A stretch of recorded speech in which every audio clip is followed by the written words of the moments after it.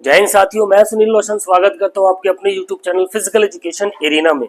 जैसा कि skeleton system का माइंड मैप आपको काफी पसंद आया, काफी अच्छे कमेंट्स आए आपके।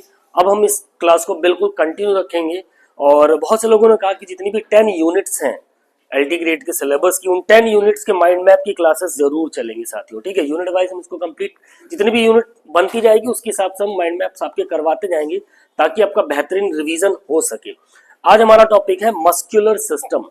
स्केलेटन सिस्टम को जैसे हमने देखा था एक पार्ट खोलकर, वैसे हम मस्कुलर सिस्टम यानी मांसपेशी संस्थान के बारे में डिस्कस करेंगे। और जितने भी इंपॉर्टेंट पार्ट्स हैं आपके मस्कुलर सिस्टम की, इस एक वीडियो के अंदर आपके वो सारे डाउट्स एकदम क्लियर हो जाने वाले हैं। प्लस आपको ये पता चल जाएगा कि एक्चुअल में मस्कुलर सिस्टम में क्या चीजें होती हैं और कहाँ से सवाल आपसे पुटअप हो सकते हैं। देर नहीं करेंगे, फटाफट से स्टार्ट करेंगे क्लास आज की। और जो भी साथी इस चैनल पर नए हैं प्लीज चैनल को सब्सक्राइब करके बेल आइकन जरूर दबाइए। और ज्यादा से ज्यादा अगर हमारी वीडियो आपको पसंद आती है तो ज्यादा से ज्यादा इसको आप शेयर करें। ठीक है, जितना ज्यादा शेयर करेंगे उतना हमें सपोर्ट मिलेगा, और जितना हमें सपोर्ट मिलेगा उतनी हम आपके लिए और भी ईमानदारी के साथ मेहनत करते रहेंगे साथियों। ठीक है, पहला अब देख लेते हैं मस्कुलर सिस्टम के अंदर क्या क्या चीजें आपको पढ़नी। आई होप आपको चीजें विजिबल हो। ठीक है, थोड़ा सा और जूम कर दिया जाए, और जूम करेंगे तो गायब हो जाएगा। चलिए अभी क्लियर होंगे और अच्छे तरीके से। तो मस्कुलर सिस्टम की अगर हम बात करें, मांसपेशी तंत्र संस्थान की बात करें, तो एक तो डेफिनेशन और फैक्ट्स इसकी हम देखेंगे अभी आगे चल के। इसकी क्या क्या प्रॉपर्टीज हैं, मसल्स की क्या प्रॉपर्टीज होती हैं उसके बारे में डिस्कस करेंगे। क्या क्या गुण होते हैं मांसपेशियों की, है ना, क्या क्या विशेषताएं होती है वो जानेंगे। इसके साथ इनके क्लासिफिकेशन, कितने प्रकार की मसल्स हैं ये आपको पढ़ना है मस्कुलर सिस्टम के अंदर। फिर वो जो कंकाल मांसपेशियां इंपॉर्टेंट होती है उनका स्केलेटल स्ट्रक्चर क्या है मसल्स का। ठीक है, फिर स्लाइडिंग फिलामेंट जो थ्योरी है उसके अंदर क्या क्या पॉइंट्स हैं। फिर ग्रुप एक्शन क्या क्या है मसल्स का, ग्रुप में किस तरीके से वर्क करते हैं ये जानेंगे आप आज। और effect of exercise, muscular system के अंदर व्यायाम का, एक्सरसाइज का क्या प्रभाव पड़ता है ये देखेंगे। और कुछ विशेष मांसपेशियां और कुछ मसल से रिलेटेड स्पेशल फैक्ट्स हम देखेंगे जो कि आपके एग्जाम के लिए, फिजिकल एजुकेशन के एग्जाम के ओरिएंट से बहुत ही ज्यादा इंपॉर्टेंट हो जाती है। ठीक है, तो पहले हम बात कर लेते हैं किसकी भैया। ठीक है, डेफिनेशंस, उसके इंपॉर्टेंट मुख्य तत्व और कंपोजिशन। तो कंपोजिशन में सबसे पहले आ जाइए, सबसे पहले मस्कुलर सिस्टम परिभाषा। भाई है क्या मांसपेशी? मांसपेशी एक प्रकार का क्या भैया, संकुचनशील कोमल ऊतक में आते हैं। ठीक है, कॉन्ट्रैक्टाइल सॉफ्ट टिश्यूज कह सकते हो आप इसको, कॉन्ट्रैक्टाइल सॉफ्ट टिश्यूज इनको आप बोला जा सकता है। यानी संकुचनशील कोमल ऊतक होते हैं जो कार्य, गति और शरीर के आकार और चेहरे की अभिव्यक्ति को क्या करता है, बताने का काम करता है ना। आपका वर्क कैसा होगा, कैसी गति होगी, शरीर का आकार कैसा होगा, आपके फेस की अभिव्यक्ति कैसी होगी, किस तरीके का डेमोन्स्ट्रेशन होगा आपका, है ना, ये किस पे डिपेंड करता है, मसल्स पे डिपेंड करता है। ठीक है, इसीलिए कहा गया कि मांसपेशियां क्या भी है, एक प्रकार की संकुचनशील कोमल ऊतक होती है। नेक्स्ट पॉइंट पे हम बात करें, इसके मुख्य तथ्यों की बात करें तो जहां से आपसे सवाल पुटअप होते, कितनी टोटल मांसपेशियां होती हैं, एक्टिव मसल्स की बात हो रही है। सक्रिय मांसपेशियां, कुल सक्रिय मांसपेशियां हमारे शरीर में कितनी होती हैं भैया, 639, 639 एक्टिव मसल्स होती हैं, 639। ठीक है, और ये जो 639 मांसपेशियां होती साथियों, ये शरीर के वजन का कितना होती हैं, 40 से 45%। यानी हमारा जो शरीर है उसमें 40 से 50% भार किसका है, मसल्स का है, मांसपेशियों का है। जिसमें टोटल मांसपेशियां कितनी है, कितनी है, 639, 639। और ये मांसपेशियां किससे जुड़ी होती है, हमारी हड्डियों के साथ कनेक्ट होती हैं। पिछली क्लास में तुम लोगों को कई बार बताया, हड्डियों के साथ जो मांसपेशियों को कनेक्ट करता है उसको क्या बोलते हैं, लिगामेंट बोलते हैं या टेंडन बोलते हैं, क्या बोलते हैं, क्या टेंडन बोलते हैं, है ना। फिर आगे हम बात करें इसके कंपोजिशन की, इसकी संरचना की।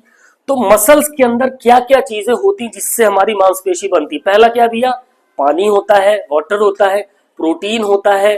ठीक है, फिर कुछ अकार्बनिक पदार्थ होते हैं, फिलामेंट्स होते हैं दो प्रकार के, एक्टिन और मायोसिन। इतनी चीजों से मिलकर क्या बनती है, हमारी एक मांसपेशी बनती है ना। जिसमें पानी का प्रतिशत कितना होता है, 75% मांसपेशियों में क्या होता है भैया, वाटर होता है, पानी होता है। फिर 20% क्या होता है भैया, प्रोटीन होता है। 5% क्या बच गया आपका, अकार्बनिक पदार्थ होते हैं। ठीक है, ये इसी को अगर हम टोटल कर लें तो कितना हो गया, 100% यहीं से निकल आता है आपका, ठीक है। 100% मांसपेशियां जो बनी होती हैं उसमें 100% में 75% क्या होता है भैया, पानी होता है, 20% प्रोटीन होता है, 5% अकार्बनिक मटेरियल्स होते हैं, पदार्थ होते हैं, तब जाकर हमारी क्या बनती है, एक मांसपेशी बनती है, ठीक है। और इन्हीं मांसपेशियों में अगर देखा जाए मोटा मोटा जो प्रोटीन्स होते हैं या फिलामेंट्स आप कह सकते हैं, मायोसिन और एक्टिन। मायोसिन प्रोटीन है, ठीक है। तो मायोसिन की जो मात्रा होती कितनी होती भैया, 50 से 55% होती है, और एक्टिन फिलामेंट की मात्रा कितनी होती है, 20 से 25% होती है, ठीक है। तो ये आपका एक कॉम्पोजिशन है, ठीक है। यहां से आपसे सवाल पूछे जाते हैं मस्कुलर सिस्टम के अंदर, आपसे पूछा जा सकता है कि एक मसल्स के अंदर एक्टिन का प्रतिशत कितना होता है, मायोसिन का कितना होता है, अकार्बनिक पदार्थ कितने होते हैं, प्रोटीन का कितना परसेंट होता है, और पानी कितने परसेंट होते हैं। यहीं से सवाल अक्सर पूछे जाते हैं आपसे, ठीक है। नेक्स्ट अगर हम देखें इसमें, अब आ जाओ इनकी प्रॉपर्टीज, क्या विशेषताएं होती है मांसपेशियों की, क्या स्पेशल गुण होते हैं। तो सबसे पहला तो भैया सिकुड़न लिखा है, सिकुड़न होगा, कॉन्ट्रैक्टिलिटी होती है इनके अंदर सिकुड़ने की क्या होती है, क्षमता होती है, जिसकी वजह से क्या हो सकती है, मसल्स आपकी छोटी हो सकती हैं या लंबी हो सकती हैं, ठीक है। इसी क्षमता को हम क्या कहते हैं, कॉन्ट्रैक्टिलिटी कहते हैं, जो कि मांसपेशियों की सबसे इंपॉर्टेंट गुण होता है, उसकी विशेषता होती है। दूसरा, इनके अंदर फ्लेक्सिबिलिटी, इलास्टिसिटी बहुत अच्छी तरीके से होती है, जो कि क्या काम करती है, जैसे मैंने अपने हाथ को इधर स्ट्रेच किया, ठीक है, वापस मूल आकार में लाने के लिए, इसी मतलब वापस अपनी जगह पर आ जाए, हमने डंबल को किया, अप किया, फिर जब हम डाउन जाते हैं तो यही इसकी इलास्टिसिटी है, वापस से मसल्स कहां पहुंच गई, अपनी ओरिजिनल स्थिति में, पोजीशन में जो पहुंच जाती है, ये क्वालिटी इसकी होती है। फिर कंडक्टिविटी होती है इसके अंदर, ठीक है, उत्तेजना को भी संचारित करती है, समझ में आया, उत्तेजनक संचार। फिर एक्साइटेबिलिटी होती है मांसपेशियों में, एक्साइटेबिलिटी उद्दीपन पर प्रतिक्रिया करती है, ठीक है, एक्साइटमेंट भी होता है, एक प्रकार की एक्साइटेबिलिटी होती है, ठीक है। विस्तारशीलता होती है, बिना क्षति के उसकी एक मैक्सिमम रेंज होती है जहां तक मांसपेशियां हमारी क्या हो सकती हैं, एक्सटेंड कर सकती हैं, यानी फैल सकती हैं, इसीलिए इसको हम क्या बोलते हैं, एक्सटेंसिबिलिटी। ये प्रॉपर्टीज हैं, ये मेन गुण है मसल्स के, इंपॉर्टेंट, ठीक है। इसको मैक्सिमम एग्जाम में कैसे आपसे पूछा जा सकता है, सिंपल तरीके से आपको क्वेश्चन दे दिया गया कि निम्नलिखित में से मांसपेशियों की प्रॉपर्टीज कौन सी नहीं है। अब इसमें से ये दे देंगे, कुछ एक अलग दे देंगे। अब आपको जब ये पांचों इसके गुण पता है तो आप एक गलत वाला आंसर छांट लोगे। तो ये इंपॉर्टेंट पॉइंट है, रिमेंबर रखिएगा, यहाँ से सवाल अक्सर अच्छे सवाल यहीं से बनते हैं, ठीक है। नेक्स्ट क्वेश्चन की हम बात करें पॉइंट की, तो इनका क्लासिफिकेशन इंपॉर्टेंट है। यहां से आपसे सवाल पूछे जाते हैं, भैया कितने प्रकार से मांसपेशियों को हम किस आधार पर बांट सकते हैं। एक तो कंट्रोल के आधार पर, मांसपेशियों के नियंत्रण के आधार पर उनका वर्गीकरण होता है, फिर स्थान और कार्य के आधार पर उनका वर्गीकरण किया जा सकता है, और फाइबर्स की जो अरेंजमेंट होती है मसल्स के अंदर, उसके हिसाब से हम मांसपेशियों को डिवाइड कर सकते हैं, ठीक है। ये मेन क्लासिफिकेशन अगर आप देखोगे मसल्स का, इन तीन चीजों के आधार पर होता है, control, place and work and fibre arrangement, okay. सबसे पहले हम बात करेंगे किसकी भैया, नियंत्रण के आधार पर। तो नियंत्रण के आधार पर अगर हम देखें तो मसल्स को दो भागों में बांटा गया, एक ऐच्छिक और एक अनैच्छिक। अभी तक आपको यह पता था कि मांसपेशियां कितने प्रकार की होती, तीन प्रकार की, ऐच्छिक पेशियां, अनैच्छिक पेशियां, हृदय पेशियां, लेकिन इनको भी अलग अलग प्रकार से डिवाइड किया गया ना पीछे, तीन प्रकार में। किसमें, पहला नियंत्रण के आधार पर, तो नियंत्रण के आधार पर कौन कौन सी मांसपेशियां हो जाएंगी भैया, एक ऐच्छिक और एक अनैच्छिक, यानी वॉलेंट्री मसल्स और इनवॉलेंट्री मसल्स। वॉलेंट्री मसल्स कौन सी होती है भैया, जो इच्छा से नियंत्रित होती हैं, किससे, किसकी इच्छा से, हमारी इच्छा से। मैंने ये पेन को पकड़ रखा है तो इसमें जो मसल्स ने अपना योगदान दिया, पकड़ो, मेरी इच्छा थी कि इस पेन को पकड़े, तो यहाँ की मांसपेशियों ने क्या किया, उस काम को कर दिया, तो नियंत्रण कंट्रोल के आधार पे हो गया। अब अनैच्छिक इनवॉलेंटरी मसल जो स्वतः कार्य करती हैं खुद से, जैसे हमारा आप आंत ले लीजिए, आंत की जो मांसपेशियां होती हैं, इंटेस्टाइन्स की जो मसल्स होती हैं पेट के अंदर की, वो खाना अपने से ही पचाती है ना, कि हम बोल देते हैं भाई अभी खाए, हम थोड़ी देर रुक जाओ, खा ले तब पचाओ शुरू किए, ऐसा नहीं होता। इसीलिए वो स्वतः अपना, उसको उसका सप्लीमेंट मिला, वो अपना काम अंदर से क्या कर देगी, चालू कर देती है, जैसे लीवर के पास आसपास अगर कोई मसल्स होंगी, जो मतलब इंटरनल ऑर्गन्स की जो मांसपेशियां हैं वो ज्यादातर मैक्सिमम क्या करती हैं, खुद से काम करने का कार्य करती है। ठीक है, अब हमने नियंत्रण के आधार पर देख लिया कितने भागों में बांटा गया मांसपेशियों को भैया, 2 भाग में बांटा गया, एक वॉलेंट्री और एक इनवॉलेंट्री मसल्स। अब अगर हम दूसरा देंगे कार्य और स्थान के आधार पर, ठीक है, कार्य और स्थान के आधार पर अगर हम मांसपेशियों को डिवाइड करें तो कितने पार्ट में डिवाइड कर सकते हैं भैया, 3 प्रकार में। पहला स्केलेटल मसल्स, ठीक है, कार्य और स्थान मतलब मांसपेशियों से कैसा काम लिया जाएगा उसके आधार पर डिवाइड होगी, प्लस वो किस जगह पर लोकेटेड है उसके आधार पर।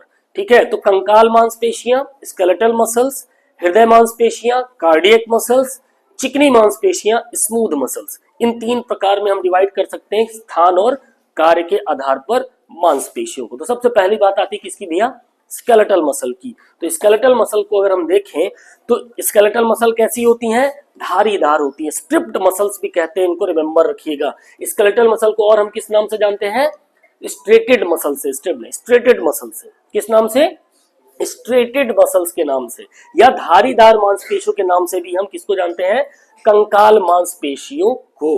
दूसरा इनको और क्या बोला जाता है, ये स्वैच्छिक होती हैं।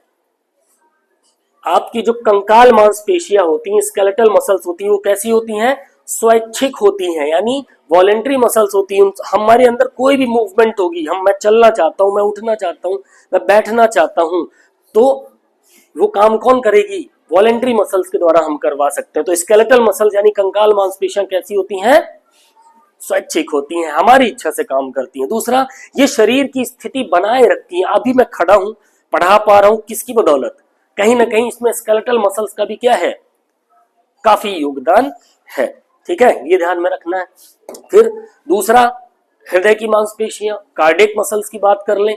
अब हृदय की मांसपेशियां हैं तो जाहिर सी बात है कहां लोकेटेड है, कार्य और स्थान के हिसाब से हो रहा है ना।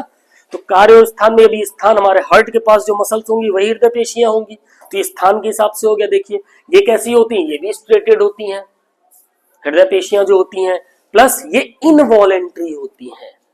इनवॉलेंट्री मतलब अनैच्छिक, हमारी इच्छा से काम नहीं करती। हम कह देंगे तुम्हारा दिल धड़कना बंद कर देगा क्या, वो तो अपना काम करता रहेगा, वो उसका काम है ब्लड को पंप करवाना, वो अपना काम करवाता रहेगा, है ना। फिर ये केवल कहां लोकेटेड होती है भैया, केवल कहां पाई जाती है हृदय पेशियां, केवल हृदय में पाई जाती हैं। फिर तीसरी तुम्हारी कौन सी है,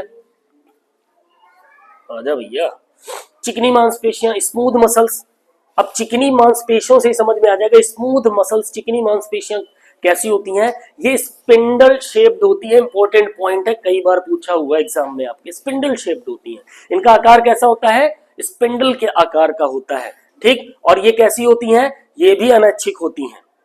ठीक है, कहां होती है चिकनी मांसपेशी, हमारे आंतों में होती है, गर्भाशय में होती है। ठीक है, ओके, ये चीज समझ में आनी है। पेट के आसपास अंदर ऑर्गन्स में ज्यादातर ये मांसपेशियां आपकी पाई जाती हैं और चिकनी होती, तभी तो कुछ भी खा लो, चबा के थोड़ा मोटा टुकड़ा भी खा लो, सट से सरक जाता है, आराम से पचा देता है। चिकनी नहीं होगी तो सुबह बहुत दिक्कत करेगी, चिल्लाते रहोगे बाथरूम के अंदर, है। तो इसीलिए इनका रोल इसी हिसाब से बनाया गया। ठीक है, तो ये चीज क्लियर होगी आपकी। स्मूथ मसल्स कैसी होती हैं भैया, इनवॉलेंट्री होती हैं, हमारी इच्छा से काम नहीं करती हैं, अपनी इच्छा से काम करती हैं। ठीक है, किस आकार की होती है, स्पिंडल शेप्ड होती हैं, स्पिंडल के आकार की ये होती हैं। आगे अगर हम इसमें बढ़े तो इंपॉर्टेंट पॉइंट की बात करें, फाइबर व्यवस्था के आधार पर अगर हम मसल्स को देखें, ठीक है, तो फ्यूजिफॉर्म होती है, समानांतर। ठीक है, दूसरा कन्वर्जेंट होती है, तीसरा पेनिफॉर्म, तिरछे व्यवस्थित अधिक शक्ति वाली। 3 प्रकार से आपकी फाइबर व्यवस्था के हिसाब से हो जाती है। एक फ्यूजिफॉर्म होंगी, या जिसको हम पैरेलल मसल्स भी कह सकते हैं, फिर कन्वर्जेंट मसल्स भी कह सकते हैं, फिर पेनिफॉर्म भी कह सकते हैं, जो तिरछे और तिरछे रूप में व्यवस्थित होती है, जिनमें पावर क्या होती है, ज्यादा होती है। ठीक है, पेनिफॉर्म की पावर काफी स्ट्रांग होती है, काफी शक्ति वाली होती है। तो पहले हम बात कर लेते हैं फ्यूजिफॉर्म और समानांतर या पैरेलल में अगर जाए तो इन मसल्स का काम क्या होता है हमारे शरीर में, ये इंस्टेंट मूवमेंट प्रदान करती है, बहुत तेजी के साथ, तीव्र गति, तुरंत स्पीड में। कैसी मूवमेंट देती है हमारे शरीर को, तीव्र गति देने का काम करती हैं। जैसे हमारी सार्टोरियस मसल्स, सार्टोरियस मसल कहाँ होती है, बताओ। सार्टोरियस मांसपेशी। अच्छा, सबसे लंबी हड्डी कौन सी होती है? कौन सी होती है? फीमर। उसी के आसपास कौन सी मसल्स होती है? सार्टोरियस होती है। ठीक है, सार्टोरियस होती है हमारी थाई में। ये क्या करती है भाई? ये फ्यूजिफॉर्म और समानांतर अगर बात करेंगे तो इस प्रकार की मसल्स कौन सी है हमारे शरीर में? सार्टोरियस है। और सार्टोरियस क्या काम करती है भैया? तीव्र गति प्रदान करने का काम करती है। ठीक है, फास्ट मूवमेंट देती है। फिर दूसरी आ जाए पेनीफॉर्म टाइप की जो होती है, जो तिरछी व्यवस्थित होती है या जिनमें अधिक पावर होती है, वो क्या कौन सी है? यूनिपिनेट। कैसी होती हैं? यूनिपिनेट होती हैं। ये एक दिशा में काम करने का, एक दिशा में व्यवस्थित होती हैं। ठीक है, जिसे हम एक्सटेंसर डिजिटोरम भी कहते हैं। ठीक है, फिर बाइपिनेट, एक यूनिपिनेट दूसरी बाइपिनेट। ठीक है, ये दो दिशा में, यूनि मतलब एक, बाई मतलब दो, मल्टी मतलब कई।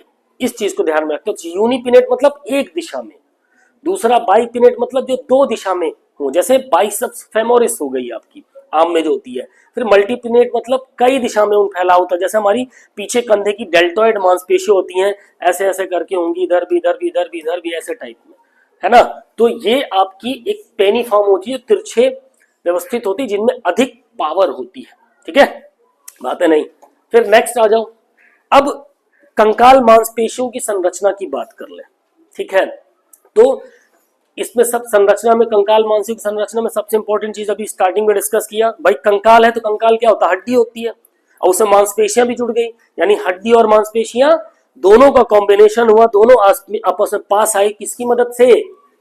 टेंडन की मदद से। यानी टेंडन का काम क्या होता है भैया? मसल प्लस बोन, यानी मसल टू बोन कनेक्टिविटी बनाने का काम कौन करता है? टेंडन करता है। मांसपेशियों को किससे जोड़ता है भैया? हड्डी से जोड़ता है। फिर इसी में जो इसकी जो कंकाल मांसपेशी की जो बाहरी परत होती है भैया, इसको हम क्या बोलते हैं? एपीमाइसियम। क्या बोलते हैं? Epimysium, epimysium. ठीक है, फिर बंडलों को जो ढकने का काम, सबसे बाहर वाली तो परत हो गई, फिर उसके बाद जो मसल्स के बंडल होते हैं, अंदर वाले गुच्छे होते हैं, उनके ऊपर की जो कवरिंग करने का काम कौन करता है? पेरीमाइसियम करती है, पेरीमाइसियम। ठीक है, पेरीमाइसियम। ठीक, फिर सबसे आखिरी में, यानी जो लास्ट में जो फाइबर्स निकलते हैं हमारी मसल का, सबसे आखिरी जो पार्ट होता है, उन फाइबर्स को ढकने का काम, या आखिरी लेयर अगर हम कहें, सबसे निचली लेयर जो होती कौन सी होती है? एंडोमाइसियम होती है मसल्स की, एंडोमाइसियम। ओके, ये चीज आपको रिमेंबर रखनी है। फिर मायोफाइब्रिल्स होते हैं। इसमें कौन कौन से मायोफाइब्रिल्स होते हैं भी आगे हम देखेंगे। सार्कोमियर होती है, यानी मसल्स की, यहां से सवाल कई बार पूछा जाता है, आपकी मसल्स की, मांसपेशियों की संकुचनशील इकाई कौन सी होती है? सार्कोमियर। संकुचन की जो कार्यात्मक इकाई होगी वो क्या कहलाएगी? सार्कोमियर कहलाएगी। क्या कहलाएगी? सार्कोमियर कहलाएगी, सार्कोमियर। Okay, sarcomere. फिर सार्कोप्लाज्मिक रेटिकुलम होता है मसल्स में, जिसको हम एसआर के नाम से भी जानते हैं। इनका मेन काम क्या होता है? कैल्शियम का स्टोरेज करना। किसको किसको एकत्रित करती हैं, किसका भंडारण करती हैं सार्कोप्लाज्मिक रेटिकुलम? कैल्शियम को। किसको? कैल्शियम का भंडारण करती है। फिर फिलामेंट बैंड्स होते हैं, कौन कौन से होते हैं ये देखेंगे। तो सबसे पहले हम मायोफाइब्रिल्स की बात कर लें, तो मायोफाइब्रिल्स में आपके कौन कौन से जाएंगे भैया? एक्टिन और मायोसिन। इंपॉर्टेंट है, रिमेंबर रखिएगा। दो प्रकार के मायोफाइब्रिल्स होते हैं, कौन कौन से? एक्टिन और मायोसिन। नाम याद रखिएगा, सवाल पूछा जाता है। फिर फिलामेंट बैंड जो होते हैं, तीन होते हैं, ये याद रखिएगा, तो सवाल पूछा जाता है कितने फिलामेंट बैंड होते हैं मसल्स में? तीन फिलामेंट बैंड्स होते हैं। आई बैंड, जिसमें क्या होता है? केवल एक्टिन मौजूद होता है। क्या होता है? एक्टिन। एक्टिन क्या है? मायोफाइब्रिल्स है। आई बैंड के अंदर कौन सा मायोफाइब्रिल पाया जाता है? केवल एक्टिन मायोफाइब्रिल पाया जाता है। ए बैंड दूसरा होता है, उसमें एक्टिन और मायोसिन दोनों मायोफाइब्रिल्स पाए जाते हैं। 100% यहां से सवाल बनाया जाता है, अगर अच्छा सवाल बनाना है तो ध्यान रखिएगा। ठीक है, फिर एच बैंड के अंदर केवल क्या पाया जाता है? मायोसिन पाया जाता है। और मायोसिन क्या है भैया? मायोफाइब्रिल्स है। कौन कौन से मायोफाइब्रिल्स हैं? एक्टिन और मायोसिन। एक्टिन किसमें पाया जाता है? केवल आई बैंड में। मायोसिन किसमें पाया जाता है? केवल एच बैंड में। और एक्टिन और मायोसिन दोनों मायोफाइब्रिल्स किसमें पाए जाते हैं? ए बैंड में पाए जाते हैं। यानी फिलामेंट बैंड कितने प्रकार के होते हैं? तीन प्रकार के, ए, आई, ए, एच। क्या? IAH। आई में केवल एक्टिन मायोफाइब्रिल पाया जाएगा आई बैंड में, ए बैंड में केवल दोनों पाए जाएंगे और एच बैंड में केवल मायोसिन मायोफाइब्रिल पाया जाएगा। अगर आगे देखें इसी में तो आप स्लाइडिंग फिलामेंट थ्योरी से आपसे सवाल पूछे जाते हैं। ठीक है, स्लाइडिंग फिलामेंट थ्योरी में अगर हम पढ़ें तो इसके जो प्रस्तावक थे वो कौन थे भैया, किन्होंने लाई ये थ्योरी, H.C. हक्सले। याद रखिएगा नाम, एग्जाम में पूछा जाता है सवाल, H.C. हक्सले। ठीक है, हक्सले। स्लाइडिंग फिलामेंट थ्योरी किसने दी, H.C. हक्सले। और इसमें क्या बताया गया, पतला फिलामेंट होता है स्लाइडिंग फिलामेंट थ्योरी में, जो पतला फिलामेंट होता है वो कौन सा होता है भैया, एक्टिन होता है। आपसे यही पूछा जाएगा, पूरी स्लाइडिंग फिलामेंट थ्योरी को रटने की जरूरत नहीं, एग्जाम में कहां से पूछा जाएगा, मेन मुद्दा ये है। तो स्लाइडिंग फिलामेंट थ्योरी के अंदर जो पतला फिलामेंट होता है वो कौन सा होता है भैया, एक्टिन होता है। और मोटा कौन सा होता है, मायोसिन। यानी दो सवाल बने, अगर आपसे पूछा जाए पतला फिलामेंट निम्नलिखित में से कौन है, तो भैया एक्टिन के साथ जाओगे। मोटा पूछ ले तो किसके साथ जाओगे, मायोसिन के साथ जाओगे। ठीक है, फिर अब स्टेजेस पूछ सकता है आपसे फिलामेंट थ्योरी के, तो स्टेजेस हम देख लेते हैं भैया कौन कौन से चरण होंगे स्लाइडिंग फिलामेंट थ्योरी के। तो 5 चरण होते हैं, कितने, 5 चरण। इनके नाम याद कर लीजिए और इनको सीक्वेंस याद कर लीजिए, यहां से सवाल पूछे जाते हैं आपसे। तो पहले नंबर पे कौन सा भैया, रेस्ट, जिसमें मसल्स के अंदर कोई किसी प्रकार की कोई उत्तेजना नहीं होती। उसके बाद दूसरा आता है एक्साइटेशन, यानी फिर उत्तेजना होती है, जिसका अगर फॉर्मूला आप देखें तो एसिटाइल कोलाइन CA2 प्लस रिलीज। ठीक है, फिर उसके बाद क्या आती है, कॉन्ट्रैक्शन होता है, इसमें संकुचन होता है, जिसमें क्या होता है, एटीपी टूटता है, क्रॉस ब्रिज बनता है। ठीक है, फिर रिचार्जिंग होती है मसल्स में, जिसमें क्रिएटिन फॉस्फेट से एटीपी क्या हो जाता है, पुनः बन जाता है, दोबारा बन जाता है। फिर लास्ट में फिर क्या हो जाता है, फिर से विश्राम हो जाता है, रिलैक्सेशन, यानी जो कैल्शियम आयंस थे वो पुनः क्या हो जाते हैं, संग्रहित हो जाते हैं। तो यही बेसिक मोटा मोटा स्लाइडिंग फिलामेंट्स के 5 चरण है, इनको आपको रिमेंबर रखना है, अच्छे से ध्यान में सेट कर लेना है कि एटीपी टूटकर क्रॉस ब्रिज किस पॉइंट में बनता है, किस चरण में बनता है। तीसरा जो चरण है संकुचन कॉन्ट्रैक्शन, वहां पर बनता है। क्रिएटिन फॉस्फेट से एटीपी दोबारा कब बनता है भैया, जब रिचार्जिंग की पोजीशन होती है, चरण होता है। ठीक है, और कैल्शियम आयंस पुनः संग्रहित कब होते हैं, जब रिलैक्सेशन की प्रोसेस में होता है, चरण में होता है। ठीक है, उत्तेजना कोई कहां पर नहीं होती मसल स्लाइडिंग फिलामेंट थ्योरी के स्टेज में, पहले स्टेज विश्राम में। ठीक है, ये चीजें आपको रिमेंबर रखनी है। आगे अगर हम देखें अब ग्रुप में एक्शन कैसे होते हैं मसल्स के, इंपॉर्टेंट पॉइंट है। ग्रुप में अगर मसल्स की हम बात करें तो उसमें एक्शंस कैसे होते हैं, तो भाई ये दो चीज तो बिल्कुल रट लीजिएगा, एगोनिस्ट और एंटागोनिस्ट। ये मैक्सिमम नंबर ऑफ एग्जाम में यहां से सवाल पूछे जाते हैं।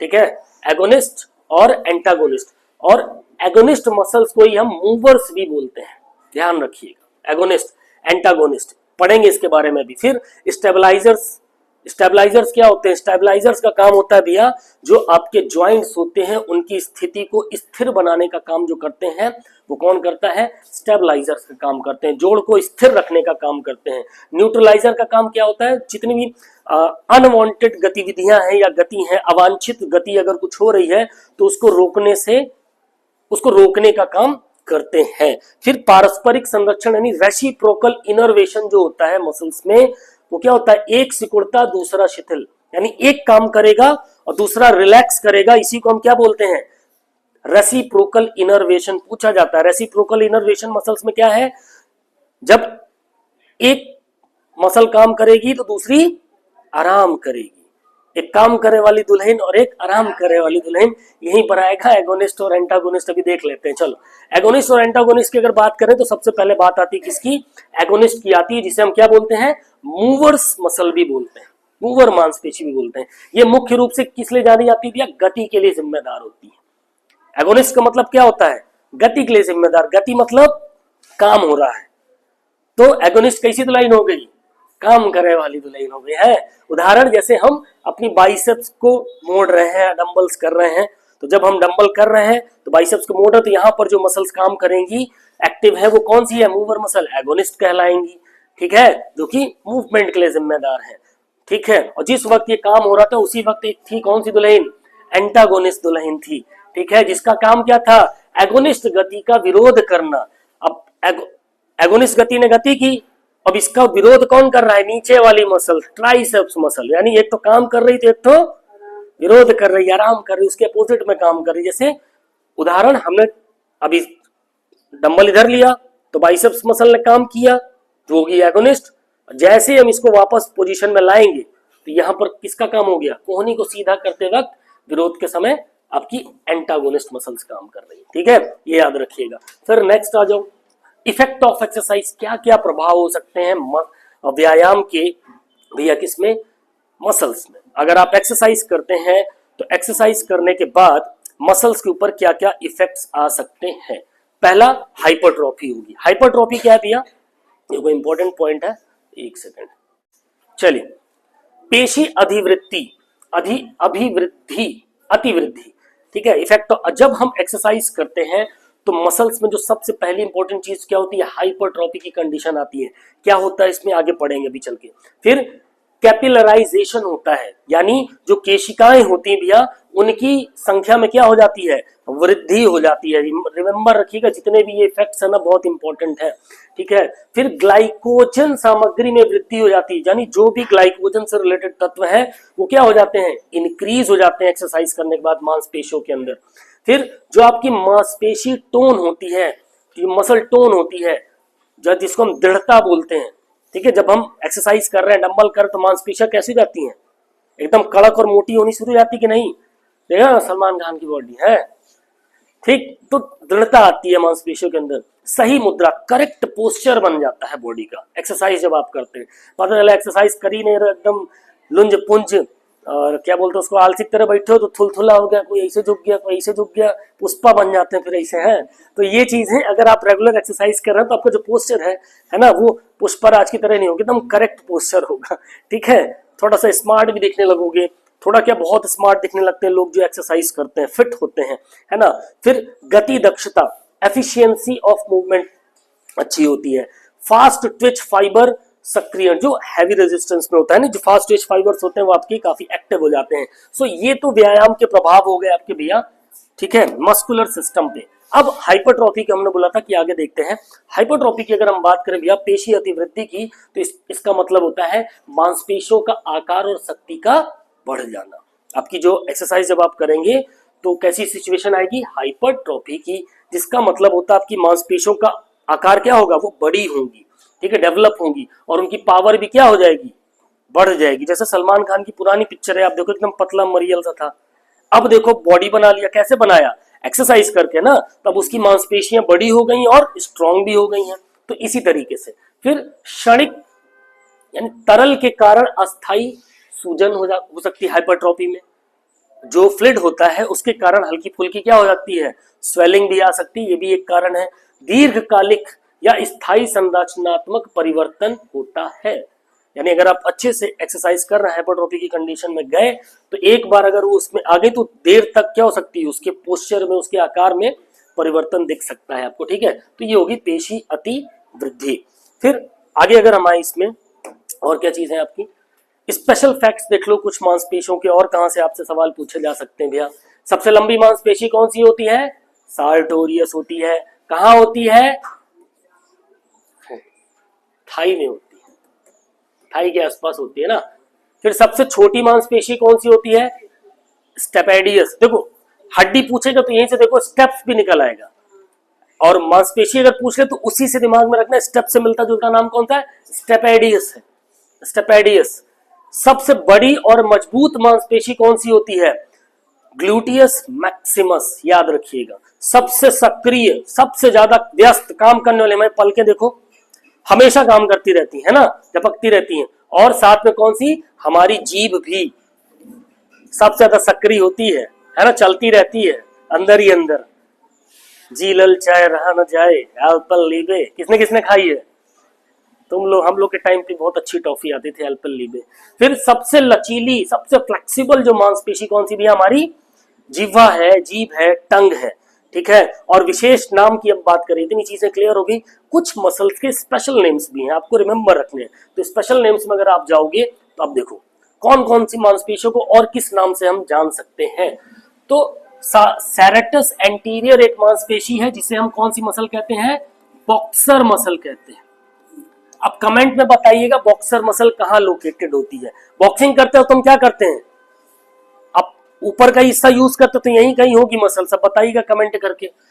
एक दर्जी मांसपेशी जिसको हम टेलर मसल के नाम से कहते हैं, टेलर मसल, उसी को हम क्या बोलते हैं, सार्टोरियस जो होती है ना जांघ के पास, वही होती है आपकी कौन सी, सार्टोरियस मसल का ही क्या नाम है, टेलर मसल के नाम से जानते हैं, ठीक है। और सेरेटस एंटीरियर मसल को हम बॉक्सर मसल के नाम से जानते हैं।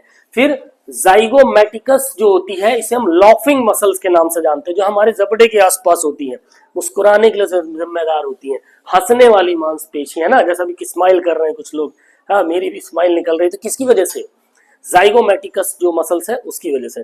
चढ़ाई मांसपेशी, क्लाइंबिंग मसल भी बोलते हैं किसको, जो जब चढ़ने वाली काम एक्टिविटी आप करते हैं, रस्सी पे चढ़ना हो गया, पेड़ पे चढ़ना हो गया, तो उसके लिए कौन सी मांसपेशी जिम्मेदार होती है, लैटिसिमस डॉर्सी, और लैटिसिमस डॉर्सी को हम क्लाइंबिंग मसल्स के नाम से भी जानते हैं, ठीक है। फिर एक लैटिसिमस डॉर्सी किस आकार की होती है, वी आकार की होती है। फिर एक होती है पिरिफॉर्मिस, ठीक है, की मसल के नाम से भी जानते हैं जिसको हम, ठीक है। फिर भूली हुई मांसपेशी भी एक होती है, ठीक है, फॉरगॉटन जिसको हम बोलते हैं, सब स्कैपुलैनिस को बोला जाता है। झुकने वाली मांसपेशी कौन सी थी, फ्रोनिंग जिसको बोलते हैं, ठीक है, प्रोसेरस, कोरुगेटर सुपरसिली, ठीक है। फिर लॉकिंग मांसपेशी होती है पॉप्लिटियस, पॉप्लिटियस, ओके। सो ये थी मस्कुलर सिस्टम का भैया क्या, एक मोटा मोटा एक माइंड मैप आपके सामने कि मस्कुलर सिस्टम में इतनी चीजें अगर आपने पढ़ ली तो बस उतना ही एग्जाम में आपके आएगा, ठीक है, ठीक है। तो माइंड मैप्स के जरिए इतनी चीजें अगर आपने रिमेंबर रख ली तो मस्कुलर सिस्टम में इससे ज्यादा आपसे कुछ नहीं पूछेगा, ये ध्यान रखिएगा, ठीक है। वन शॉट में मस्कुलर सिस्टम हमने फिनिश कर दिया। अब नेक्स्ट टॉपिक बहुत ही जल्दी आएगा, हो सकता है कल ही वो मिल जाए, ब्लड से रिलेटेड रहेगा, ठीक है। अगर ऐसी क्लासेस आपको और चाहिए तो ज्यादा से ज्यादा वीडियो को शेयर करें ताकि हमारा मनोबल बढ़े। और साथ ही साथ एक इंपॉर्टेंट नोट्स आपके लिए क्या है भैया कि काफी अच्छा आप लोग का रिस्पांस रहा है टेलीग्राम चैनल के अंदर, लगभग 200 स्टूडेंट्स मेरे काफी अच्छा रिस्पांस कर रहे हैं, ठीक है। और क्या बोलते हैं, टेस्ट सीरीज भी हमने स्टार्ट करी थी, आज दूसरा आ जाएगा, 2 दिन नहीं पहुंच पाई बट आज दूसरी टेस्ट सीरीज आपको वहाँ अवेलेबल हो जाएगी। तो टेलीग्राम ग्रुप के साथ हमारे कनेक्ट होने के लिए आपको सिंपल सा प्रोसेस करना है, स्क्रीन पर दिए हुए नंबर पे आपको व्हाट्सएप मैसेज करना है 895, इस पर व्हाट्सएप पर सिर्फ आपको ज्वाइन लिख करके भेजना है। प्रोसेस बहुत सिंपल है, बहुत ही नॉमिनल फी है, समझ लीजिए बिल्कुल ना के बराबर, आपकी मर्जी के हिसाब से आप जितना भी पेमेंट करते हैं उस पेमेंट के आधार पे आपको उसमें ज्वाइन करा देते हैं, ठीक है। कुछ नहीं है, आप ये जान लीजिए कि वहां पर आपको एलटी ग्रेड की पूरी प्रॉपर कंप्लीट जीएस की नोट्स अवेलेबल हैं, टेस्ट सीरीज भी हमने स्टार्ट कर रखी और स्पीड बढ़ाएंगे उसकी, प्लस जितनी भी नोट्स है फिजिकल एजुकेशन की इंपॉर्टेंट एचटेट की नोट्स अवेलेबल है, बीपीएससी के हिसाब से topic wise practice set available है, उसमें एलटी ग्रेड के यूनिट 10 यूनिट्स के पूरे प्रॉपर नोट्स वहां पर अवेलेबल हैं। सिर्फ स्पोर्ट्स को छोड़कर स्पोर्ट्स की क्लासेस भी इसी क्या बोलते हैं माइंड मैप्स के जरिए हम बहुत ही जल्दी आपके सामने लाएंगे। ये वन शॉट में एक टॉपिक बहुत जल्दी क्लियर हो जाएगा, ठीक है। तो अगर आप चाहते हैं कि और बेहतर मटेरियल आपको प्रोवाइड किया जाए तो हमारे टेलीग्राम चैनल के साथ जरूर ज्वाइन करें। उसके लिए सिंपल सा प्रोसेस आपको बता रखा है, इस दिए गए स्क्रीन के नंबर पे व्हाट्सअप ज्वाइन लिख कर भी दें, ठीक है। तो मिलते हैं अपनी नेक्स्ट वीडियो में नेक्स्ट क्लास में, तब तक के लिए बाय बाय, टेक केयर, जय हिंद, वंदे मातरम, फिजिकल एजुकेशन जिंदाबाद।